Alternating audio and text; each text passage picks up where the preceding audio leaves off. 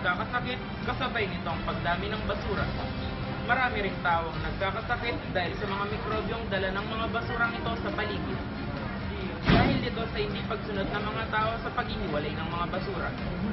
Kailangan itong gawin upang matapon ng maayos ang mga nabubulok at magagamit pang muli ang mga recyclable materials. Ito si Vince Jadal, nagbabalita.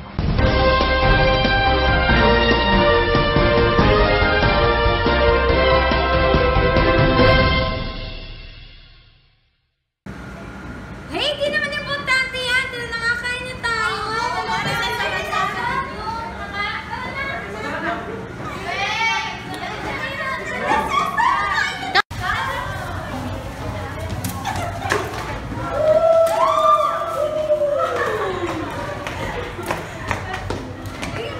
Uy, anong ginagawa na? Nagkakalat lang kayo eh.